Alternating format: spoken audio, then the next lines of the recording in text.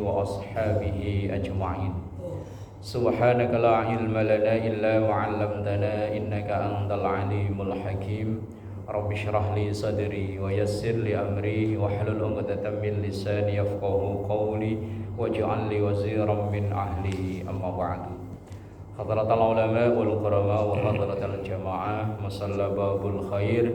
Semoga kita semua selalu diberkahi, diridhoi dan dikaruniai sehat afiat, panjang umur dalam taat ibadah kepada Allah Subhanahu wa taala. Liridhoillah wa li syafaati Rasulillah wa ila hadratin Nabiyil Mustafa Muhammadin sallallahu alaihi wasallam wa ala alihi wa ashabihi wa azwajihi wa dhurriyyatihi wa ahli baitihi al-karam wa jami'i ummatihi minal muslimina wal muslimat wal mu'minina wal mu'minat aina ma kanu, khususan muallif hadzal kitab al-Imam Abi Zakaria Yahya bin Syaraf an-Nawawi ad-Dimashqi bi barakatil Fatihah. A'udzu billahi minasy syaithanir rajim. Bismillahir rahmanir rahim. Alhamdulillahi rabbil alamin arrahmanir rahim maliki yaumiddin. Iyyaka na'budu wa iyyaka nasta'in. Ihdinas siratal mustaqim. Siratal ladzina an'amta 'alaihim ghairil maghdubi 'alaihim waladdallin. Amin. Bismillahirrahmanirrahim. Melanjutkan ngaji kita dari kitab Riyadhus Shalihin, memasuki hadis nomor 427. Wa anil Barra bin Azib radhiyallahu anhuma anin Nabi sallallahu alaihi wasallam qala al muslimu idza su'ila fil qabri yashhadu an la ilaha illallah wa anna muhammadar rasulullah fadzalika qauluhu ta'ala yusabbitullahu alladhina amanu bil qawlis tsabiti fil hayatid dunya wa fil akhirah muttafaqun alaihi. Hadis nomor 427, Anil Barra bin Azib radhiyallahu anhu. Diriwayatkan dari sahabat Barra bin Azib, semoga Allah meridhoi keduanya. Anin Nabi sallallahu alaihi wasallam, bersumber dari Rasulullah sallallahu alaihi wasallam qala, beliau bersabda, al muslimu, orang Islam, idza su'ila, ketika ditanya, fil qabri, di alam kubur, bukan di kuburan, di alam kubur. Lah kalau muslim ditanya di kuburan, ini bisa jadi ngapain mas? Beli bakso, bisa jadi kan. Ini di alam kubur. Kuburan dan alam kubur beda. Orang yang meninggal, mau muslim mau apapun, belum tentu dikubur. Tapi kalau ke alam kubur pasti. Dikubur belum tentu. Yang dulu ada korban pesawat, apa itu dulu? Adam Air, yang nyemplung ke laut, yang korbannya semua penumpang yang konon katanya nggak ketemu. Berarti kan nggak dikubur. Lah apakah nggak masuk alam kubur? Masuk. Kemudian saudara kita yang beragama lain ketika meninggal kemudian dikremasi atau dibakar. Dikremasi namanya ya. Dibakar, kemudian tinggal abunya taruh di kayak guci atau apa kendil. Kendil kalau orang Jawa kendil. Kemudian konon katanya disimpan di rumah atau kadang ada yang dibuang di laut. Lah apakah enggak masuk alam kubur? Masuk. Jangan dikira ketika dibakar tinggal abu kemudian Mungkar Nakir mau nanya, ini yang ditanya di mana nih orangnya? Abu. Yang jadi abu.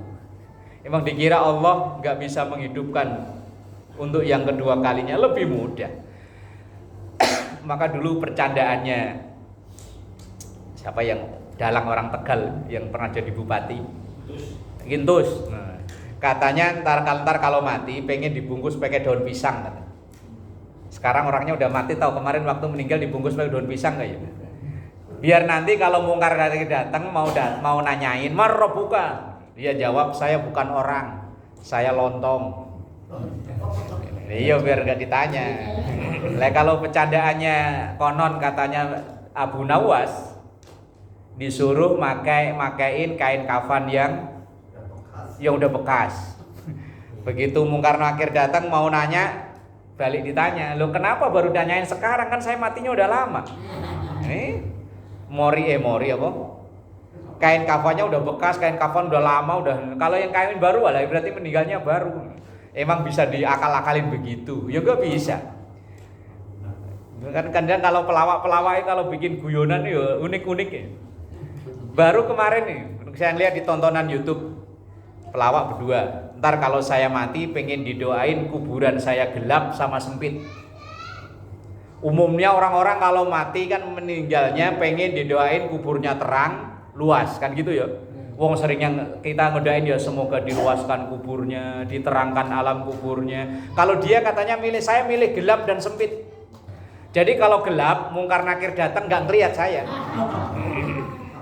Akal-akalan emang mungkar nakir. Terus kemudian kalau longgar, nanti kalau mau mukul saya ancang-ancangnya enak. Jadi saya hancur. Tapi kalau sempit, ancang-ancangnya susah. Jadi mukulnya cuma gini doang. Tuh.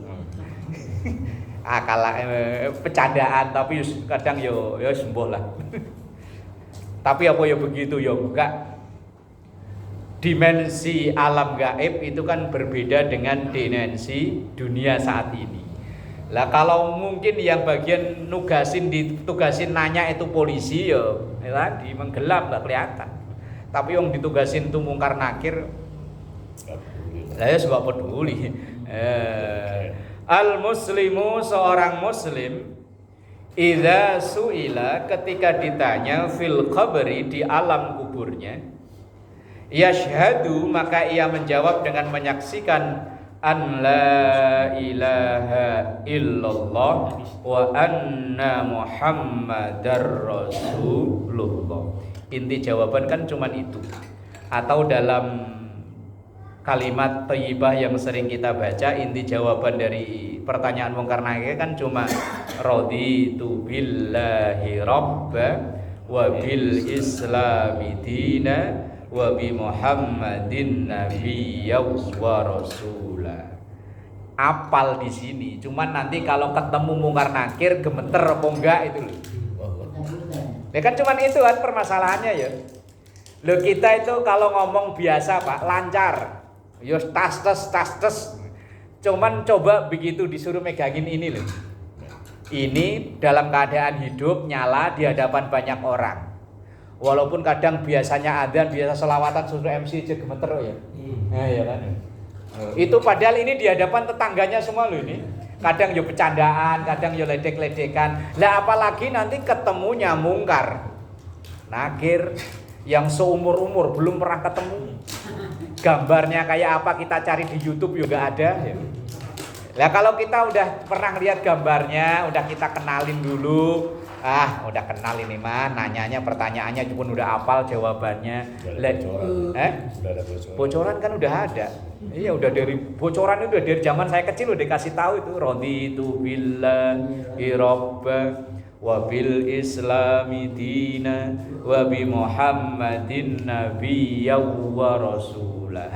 Lah cuman ya itu tadi permasalahannya gemeter apa enggak. Maka dalam talqin, cuman kalau di sini jarang ya orang ditalkin ketika masuk kuburan itu. Kalau di daerah-daerah itu kan tugasnya, kalau orang kampung saya namanya mudin. Kalau daerah Jawa Barat katanya lebek apa? Lebek ya. Lah itu talkin, bacaan talkinnya itu kan lumayan, Pak. Kalau di sini kan pokoknya paling masuk diadzani, ditahlilin, didoain, selesai. Lah kalau itu ditalkin, lah bunyi talkin itu diantaranya kalau diterjemahkan kan begini. Wahai hamba Allah, fulan bin fulan, nanti akan datang dua makhluk Allah, mungkar dan nakir, yang nanti akan bertanya, maka jawablah bil qauli sabit, dengan jawaban yang mantap, raditu billahi robba wa bil islami dina wa bi Muhammadin nabiyya wa rasula. Lah inti talqin itu kan itu. Cuman kan di sini enggak ya. Bahkan kadang pernah saya ngelihat orang di kuburan berantem gara-gara tali pocongnya. Ada yang dari keluarga nyuruh buka, sementara orang ini kan meninggal ngikut di satu kelompok pengajian tertentu yang oleh ustadznya nggak boleh dibuka. Ya karena saya sebagai tetangga dan ibu yang meninggal itu orangnya baik sama saya, ya saya ikut. Cuman saya di sono cuman dari penonton, antara keluarga sama ustadznya ribut geger. Akhirnya yang pihak keluarga, pokoknya ini tanggung jawab saya, yang biayain saya, tali pocongnya harus dibuka. Nah kalau kita ngaji fikih, memang mustahabnya ya dibuka, biar ini nih apa? Dari tanah kembali ke tanah loh gampangnya. Ini pipi ini yang terbuat badan kita dari tanah kembali nempel ke tanah. Lah kalau pocongnya nggak dibuka karena ya nggak bisa. Tapi dalam ajaran mereka kan nggak boleh. Wes pokoknya biar tetap talinya itu terpasang. Wes wallahu alam. Nah, seorang muslim yang kuat, seorang muslim yang al-haqiqi dalam syarah hadisnya akan bisa kuat menjawab untuk dalam jawaban asyhadu an la ilaha illallah wa asyhadu anna muhammadar rasulullah. Lah inti jawaban ya cuma itu. Selanjutnya ya wis. Wa an Anasin radhiyallahu anhu an Rasulillah sallallahu alaihi wasallam. Diriwayatkan dari sahabat Anas bin Malik dari Rasulullah sallallahu alaihi wasallam qala, Rasulullah bersabda, innal kafira, sesungguhnya orang yang kufur. Kafir itu pokoknya semua orang yang di luar Islam disebutnya kafir. Kafir itu kalau dalam Al-Quran, dalam surah Al-Bayyinah, lam yakunil ladzina kafaru min ahlil kitabi wal musyrikina. Jadi orang kafir itu ada dua kelompok, min ahlil kitab. Ahlil kitab itu Yahudi dan Nasrani. Karena Yahudi punya kitab Taurat, Nasrani punya kitab Injil. Kemudian wal musyrikin. Musyrikin itu kafir tapi yang selain Yahudi dan Nasrani. Kalau di Indonesia ya Hindu, Buddha, Konghucu, Sunda Wiwitan, Serat Centani, Gatholoco, Dharma Gandul, wis banyak banget lah macam-macam nama-nama aliran. Yang di luar Islam itu dalam kita Islam nyebutnya kafir. Walaupun dulu diprotes, boyo jangan nyebut kafir, sebut saja non muslim. Lah wong Qur'annya nyebutnya begitu gimana Pak? Qul ya ayyuhal kafirun. Mosok kita nyebutnya qul ya ayyuhal non muslim. Loh, mereka malah nyebutnya kita itu domba tersesat ya. Udah domba tersesat lagi. Mereka ini nyebutnya kita nih orang Islam ini nyebutnya domba-domba tersesat. Aduh, lebih serem ya. Sebutnya kambing wedus. Sebutnya wedus kesasar. Lah iya kita ini disebutnya wedus kesasar. Lah dalam Quran kitab suci kita selain muslim nyebutnya ya kafir, maupun agama apapun ya tetap nyebutnya kafir. Mereka hanya mengusulkan biar katanya panggilannya kurang enggak kasar. Ya pengen enggak dipanggil kafir ya tinggal login ya. Login asyhadu alla ilaha illallah wa asyhadu anna muhammadar rasulullah. Ya enggak bakalan dipanggil kafir, gampang cuma tinggal ngucap itu tok ya. Mereka yang enggak berani ya. Maka mereka ketika, nah ini kan bentar lagi Natal nih. Biasanya selalu eker-ekeran masalah ucapan selamat Natal. Mereka yang membolehkan bilang oh cuma ucapan. Apa sih efeknya cuman ucapan? Tapi bagi yang enggak membolehkan, lah ucapan itu mereka pun enggak berani kok suruh mengucapkan asyhadu alla ilaha illallah wa asyhadu anna muhammadar rasulullah.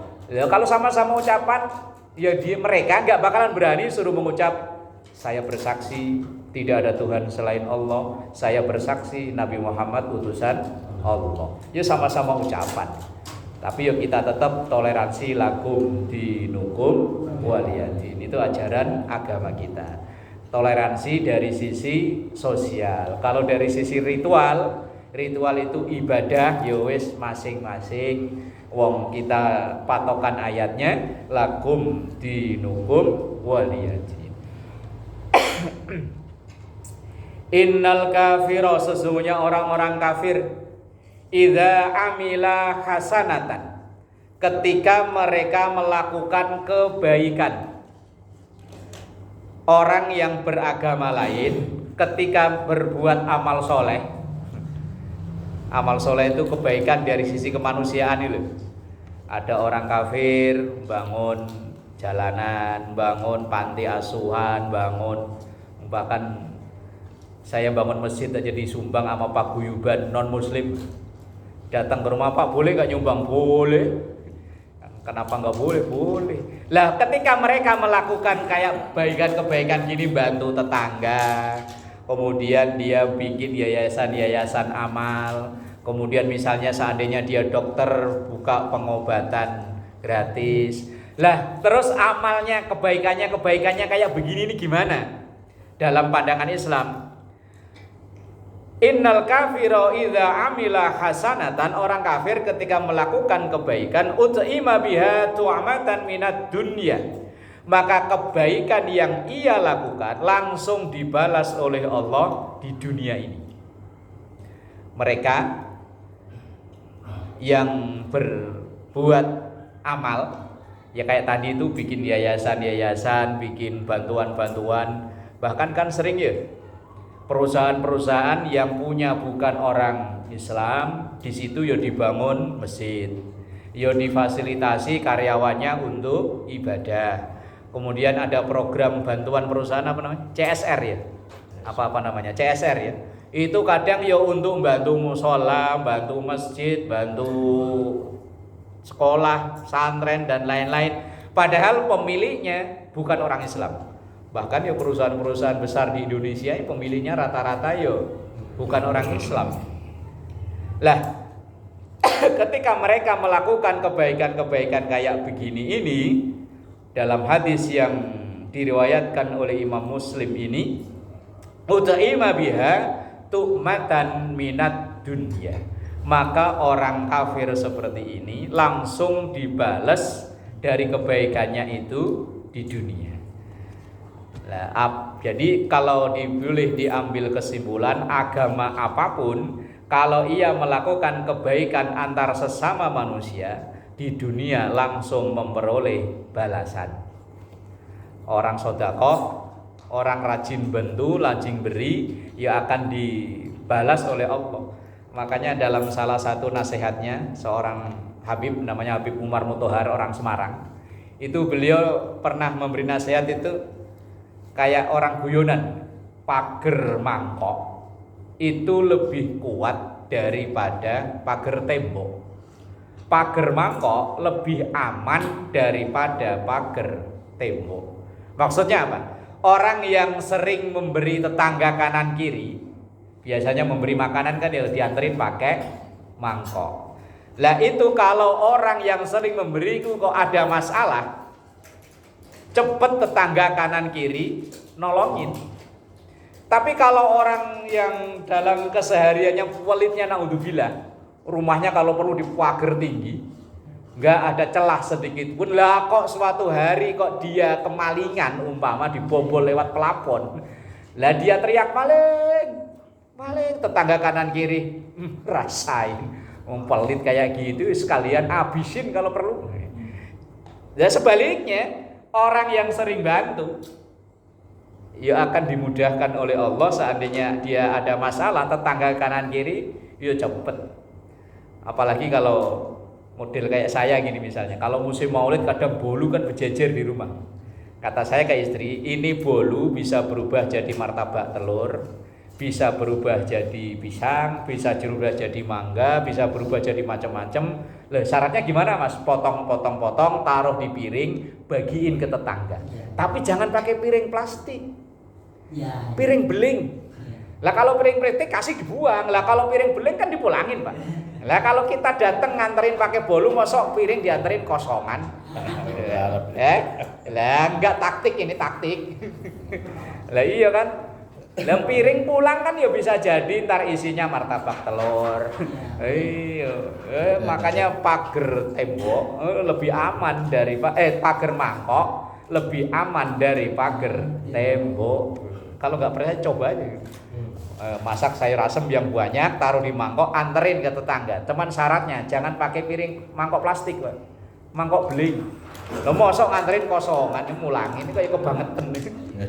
Lah iya. Wa ammal mu'minu, adapun orang yang beriman, fa innallaha, maka sesungguhnya Allah yattakhiru lahu hasanatihi fil akhirah. Orang yang beriman, fa innallaha, maka sesungguhnya Allah yattakhiru, menyimpan, lahu untuk mukmin tersebut, hasanatihi, kebaikannya, fil akhirati, di akhirat. Nah sementara orang-orang yang beriman kadang kebaikannya itu dibalasnya disimpan nunggu nanti di akhirat. Sementara orang-orang kafir balasannya langsung di dunia. Makanya ya kalau melihat hadis kayak begini, jangan heran kalau kadang orang-orang yang mereka itu ekonominya lebih bagus daripada kita. Dulu zaman saya pertama datang ke Jakarta, jalan dari Jaya sampai ke Islamik itu masih banyak punya orang Islam. Sekarang dari ujung ke ujung rata-rata kayaknya udah yang punya bukan orang Islam. Bahkan di perapatan Kesemek itu seingat saya dulu ada musola. Nah sekarang musolanya udah berubah jadi ruko. Apa ya dijual apa ya? Saya ngehnya malah baru beberapa hari ini loh. Begitu lewat situ loh, kok jadi ruko. Perasaan seingat saya apotik Kesemek sebelahnya, sebelah kanannya. Sebelumnya kalau dari sini, itu dulu ada musola kecil seingat saya. Kok sekarang udah nggak ada? Apa ya musolanya ikut dijual karena mungkin nggak ada jamaahnya? Wallahu a'lam. Naudzubillah lah ya kalau memang seandainya dijual, tapi ya aslinya gimana ya kita kan nggak tahu. Lah dalam hadis ini, ketika orang kafir melakukan kebaikan, balasannya cash di dunia, langsung dibalas oleh Allah. Tapi kita orang yang beriman, yadakhiru itu disimpan, lahu hasanatihi fil akhirati, untuk orang yang beramal soleh dari orang mukmin itu untuk nanti di akhiratnya. Makanya seandainya yang pagi duha nggak berhenti lah kok ekonominya makin seret aja, yus jangan berhenti duhanya. Takutnya diijazahin nama kiai sama ustadz kalau pengen rezeki lancar duha. Begitu duha sebulan 2 bulan malah omset penjualan turun. Wah kalau dia memang niatnya nyari rezeki lancar, bisa jadi itu duhanya disalahin. Kemarin saya sebelum duha omset sekian, giliran duha malah turun. Duhanya disalahin, bahaya. Nah iyo, pengen rezeki lancar duha. Kalau malam waqiah. Kalau habis sholat Jumat, apa itu yang goni ya Hamid, ya Mufti, ya Mu'id, dan seterusnya. Doa minta kaya. Lah kok nggak kaya-kaya? Malah yang kaya yang orang sonono, yang Islam aja enggak. Lah ini kalau orang frustasi kan mending saya pindah sono aja ya, cepet kaya. Di sini mah enggak kaya-kaya, udah amalannya macem-macem. Duha katanya 8 rakaat, sampai doanya kan serem kalau doa ya. Wa in kana fis samai fa anzilhu. Ya Allah, kalau rezekiku masih di langit, turunin. Giliran turun lewat hujan kita lari. Lah iya malah ngumpet. Wah hujan ya hujan. Lah hujan itu kan rahmat Allah, rezeki ya. Iya, wa anzala minas samai ma'an fa akhraja bihi minas samarati rizqal lakum. Giliran diturunin lari. Wa in kana fil ardi fa akhrijhu. Kalau rezekiku di bumi, keluarin. Wa in kana ba'idan, kalau rezekinya jauh, faqarribhu. Wa in kana qalilan, kalau rezekinya dikit, fakashirhu, banyakin. Yang serem yang terakhir, Pak.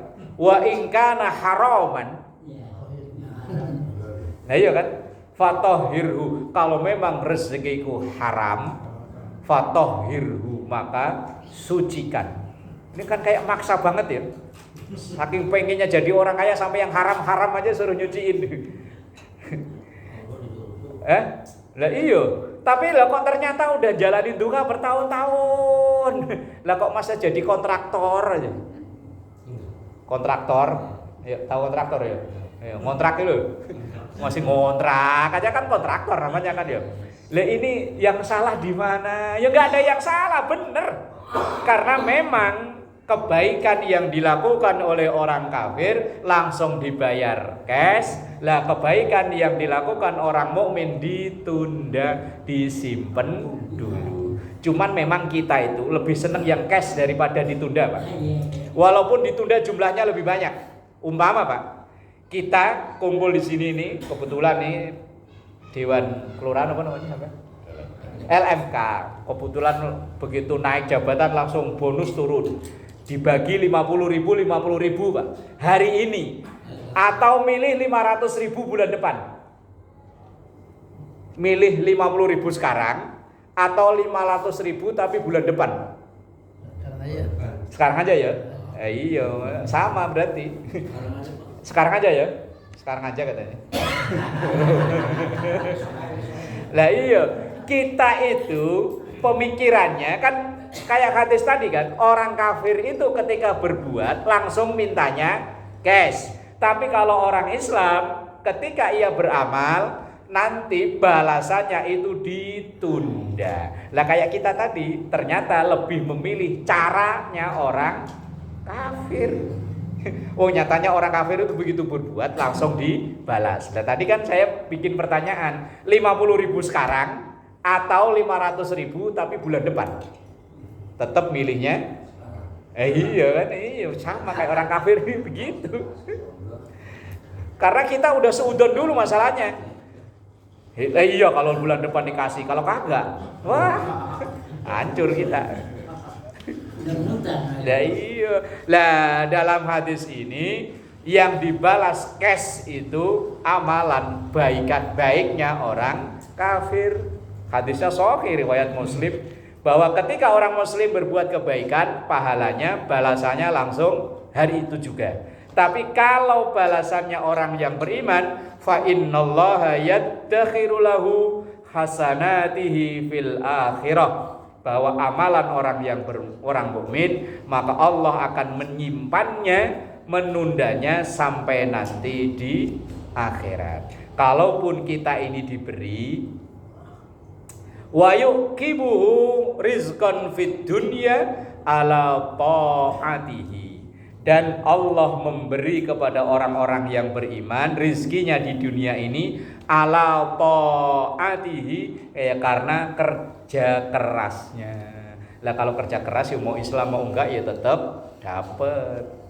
Tapi harapan kita bagi orang-orang yang beriman insya Allah masih ada harapan nanti balasannya di akhirat. Bismillahirrahmanirrahim. Wa an Jabir radhiyallahu anhu qala Rasulullah sallallahu alaihi wasallam, masalus salawatil khamsi, perumpamaan salat yang 5 waktu, zuhur, asar, maghrib, isya, subuh. Ini dalam hadis riwayat Muslim, kamasali nahrin jarin ghamrin ala babi ahadikum yaghtasilu minhu kulla yaumin khamsa marratin. Salat 5 waktu yang kita lakukan dengan semampu kita, sebisa kita, untuk sebaik mungkin salat yang kita lakukan itu semisal kamasali nahrin jarin, seperti sungai yang mengalir airnya bening. Ala babi ahadikum, yang berada di depan rumah kita masing-masing. Yaghtasilu, yang kita mandi, minhu, di sungai tersebut, kulla yaumin khamsa marratin, dalam setiap hari 5 kali. Lah kalau orang kok sampai mandi sehari 5 kali, apa iya badannya masih kotor? Lah apa iya masih ada dosa yang hablum minallah kalau sholat 5 waktu kita jalani dengan baik? Wong dalam sholat itu salah satu intinya kita mohon ampunan Allah. Dalam doa ketika kita duduk di antara 2 sujud itu kan ada 8 kalau kebaca semua. Tapi kalau traweh mungkin kebaca ya atu tok ya. Apa mungkin malah nggak baca kok. Lah ya kalau kebaca semua kan Rabbighfirli warhamni wajburni warfa'ni warzuqni wahdini wa'afini wa'fu anni. Rabbighfirli warhamni. Ini kan intinya minta ampunan Allah. Setiap 1 rakaat kita mohon ampunan Allah. Lah kalau zuhur 4 rakaat minta ampunan Allah. Dosa yang hablum minallah diampuni oleh Allah. Misalnya kita sholat zuhur 4 kali kita baca itu diampuni oleh Allah. Belum lagi setelah sholat. Kemudian misalnya dari zuhur sampai asar kita melakukan dosa, maka diampuni ketika sholat asar. Kemudian dari asar ke maghrib misalnya kita berbuat dosa, ya diampuni oleh Allah, terus muter. Lah kalau itu yang terjadi, maka ya insya Allah dalam diri kita yang dosa hablum minallah bersih. Yang penting 5 waktunya full. Kalau masalah khusyuk itu kan urusan nomor 71 kan. Lah iya, wong kalau kita ngaji ya yang ngaji di Nurul Islam, kitab Nihayatul Zain, khusyuk itu bukan syarat sah sholat. Kalau seandainya khusyuk kok syarat sah sholat, kira-kira sholat kita pernah sah gak? Kira-kira loh, mulai dari kita dulu wajib sholat sampai umur sekarang, kalau kita mau jujur, kalau seandainya khusyuk itu jadi syarat sahnya sholat, kira-kira pernah sah apa enggak? Belas ya. Apalagi maghrib. Semalam itu pengajian di rumah saya, ada jamaah cerita itu dia sholat itu sampai ketawa Pak. Dia pulang kerja mampir sholat maghrib di satu masjid. Maghrib di masjid gede Pak, cuman bocah-bocah kecilnya banyak banget. Begitu imamnya ghairil maghdubi alaihim waladdallin, itu ada satu bocah yang teriak, ayo kita bilang apa? Lah semuanya kan otomatis amin. Lah ini jamaah yang di rumah saya ngaji, saya sholat Pak itu langsung saya batalin karena saya ketawa. Kayak penyanyi gitu, ayo kita bilang apa? Lah kan otomatis amin. Ya Allah, ini bocah kreatif ya. Khawatirnya ntar ada yang niru di sini. Begitu ngimami gini, ghairil maghdubi alaihim waladdallin. Ayo kita bilang apa? Ya Allah. Loh. Ya,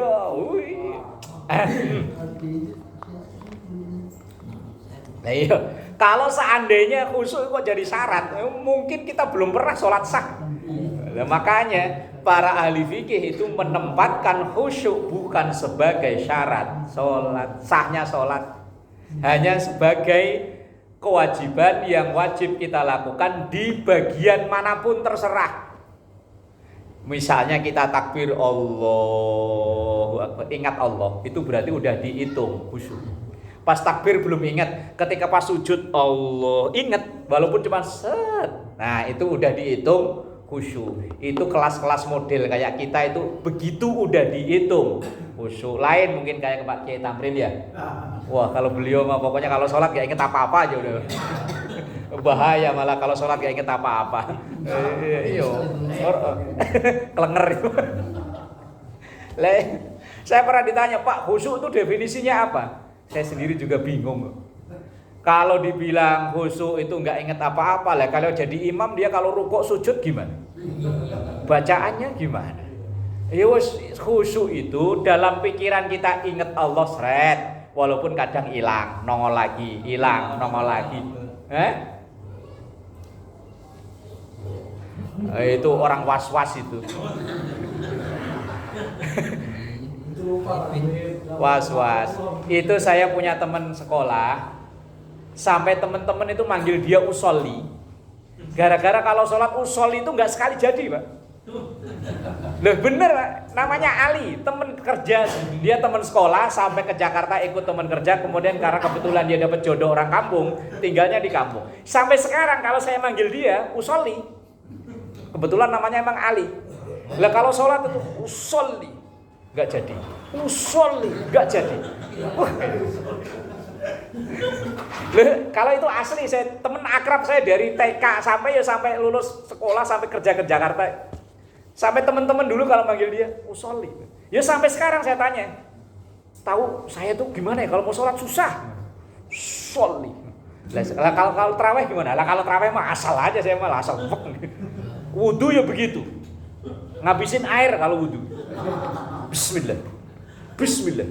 Bismillah, enggak kelar-kelar. Cuci tangan aja, ya Allah. Di sini juga ada yang model begitu. Ada. Itu aslinya orang was-was, Pak. Ya kita kan diajarin kul a'udzu birabbil falaq. Kalau kita kan ngikutin mobil itu wajib.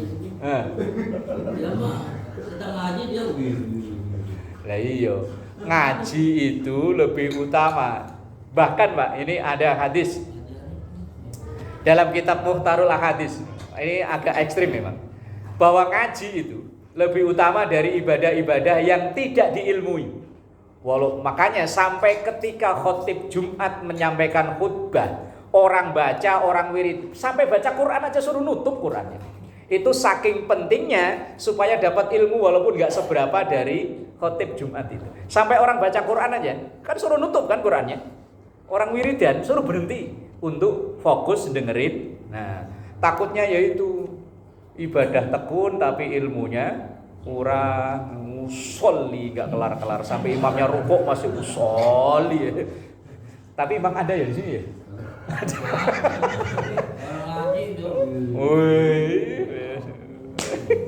Usolli gak kelar-kelar. Aduh ya Allah, Rabbi, memang berat, salah sholat itu berat, padahal memang kesehari-harian kita. Ya makanya Imam Nawawi Banten, karena beliau ini kan asli ulama Indonesia. Ya kalau orang Indonesia asli kan dia paham karakternya orang Indonesia kayak apa kan. Maka dalam kitab beliau berfatwa bahwa khusyuk itu bukan syarat sah sholat. Khusyuk itu hanya sebagai kewajiban dalam sholat di bagian mana saja dalam sholat. Walaupun cuman yang penting pernah ingat Allah ketika sholat, oh udah bagus. Apalagi kalau sampai dari takbir sampai salam, kayaknya ya abot ya. Dalam riwayat, walaupun itu saya belum nemu dari kitab mana, hanya saya pertama kali dengar itu dari almarhum al-maghfurlah Kiai Zainuddin MZ. Ketika sahabat Ali dites sama Rasulullah masalah sholat khusyuk. Ali, kalau kamu bisa sholat khusyuk 2 rakaat, saya kasih hadiah. Dah, langsung Ali sholat, assalamualaikum. Ali milih yang mana? Yang ini ya Rasul. Wah, kamu belum khusyuk. Wong terbukti saya yakin ketika kamu sholat mikirin hadiah milih yang mana. Walaupun itu saya cari takbir kitabnya saya belum ketemu, Pak. Hanya pertama saya kali dengar dari almarhum Kiai Zainuddin MZ. Masalah sholat khusyuk. Apalagi sholat yang sambil nunggu kerjaan ya. Sambil nunggu telepon. Allahu Akbar. Wah ini. Yang penting pokoknya dari takbir sampai salam itu ada sesaat saja yang ingat Allah, walaupun ketika hanya Allah, wah udah bagus. Lah sholat itulah yang menjadi penghapus dari dosa-dosa kita dari waktu ke waktu. Karena dalam riwayat Jabir ini, dalam riwayat Muslim dari sahabat Jabir, Rasulullah mengumpamakan sholat itu bagaikan sungai yang ada di depan rumah kita masing-masing yang ngalir air jernih, dan dalam sehari kita mandi 5 kali. Nah, ibarat tadi duhur kita sholat menghapus dosa dari subuh ke duhur. Asar kita sholat menghapus dosa dari duhur ke asar. Tapi ini dosa yang hablum minallah, yang hablum minanas. Misalnya ngaji berangkat dari rumah bawa swalo, pulang kok nenteng pakalolo. Saya pakalolo kan 600-700 kan ya? Lah iya bener sih, ambil yang baiknya, cuman kan bukan punya dia. Itu kalau belum dipulangin biar sholatnya jidatnya sampai ireng, dengkulnya kapalan. Yang hablum minallah sih selesai, yang ini loh. Ini loh. Belum beres itu. Iya bener sih alasannya, yang baik di bawah, yang jelek buang. Bener sih. Nah, iya. Berarti ada yang ngefan sama ini. Makanya sendalnya diambil cuma sebelah. Bismillahirrahmanirrahim. Lah, ini hadis menunjukkan betapa bahwa sholat itu termasuk sebagai sarana mohon pengampunan kita kepada Allah Subhanahu wa ta'ala. Belum lagi ketika selesai sholat, yo minimalnya baca istighfar. Dan memang Pak, logikanya orang kalau habis berbuat baik itu kan ucapannya alhamdulillah. Lah ini orang habis berbuat baik kok disuruh astaghfirullahaladzim. Umumnya yang kita tahu kalau orang diperintahkan untuk istighfar itu kan habis melakukan kesalahan ya. Habis ngomelin istri yang sampai kelewatan astaghfirullahaladzim ya Allah. Lah ini habis sholat assalamualaikum langsung astaghfirullahaladzim. Karena memang yang ngadep Allah itu kan cuma raga kita ini. Hati dan pikiran kita yuk bisa jadi ke kampung halaman, bisa jadi ke tempat kerjaan, bisa jadi tadi urusan di kelurahan belum beres yuk.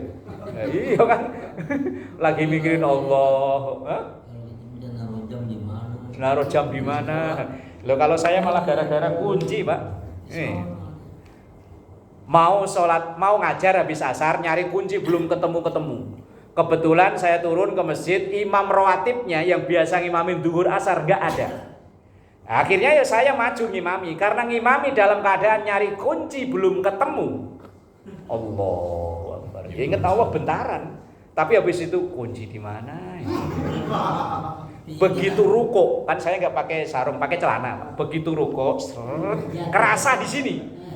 Kunci kalau dikantongkan kan kerasa kan? Ini apa kuncinya? Loh, begitu sami Allahu liman, padahal pada rakaat pertama udah bingung. Tadi rakaat pertama, apa kedua? Gara-gara kunci. Saya Pak, kalau Pak Kiai Tamrid kayaknya ya. Luar biasa kalau boleh Pak ya. Biasa di luar. Ya Allah, makanya ya selesai sholat langsung astaghfirullahaladzim. Gara-gara nyari kunci baru rakaat pertama udah bingung. Mending kelar rakaat pertama kan belum. Baru takbir, baca Fatihah, baca surat ruku, baru sampai Allahul liman hamidah udah bingung. Rakaat pertama apa kedua? Itu saya yakin yang imami tadi dulu, yang bacaan yang sampai walad-dhalin, ayo kita baca apa? Aduh, ya Allah.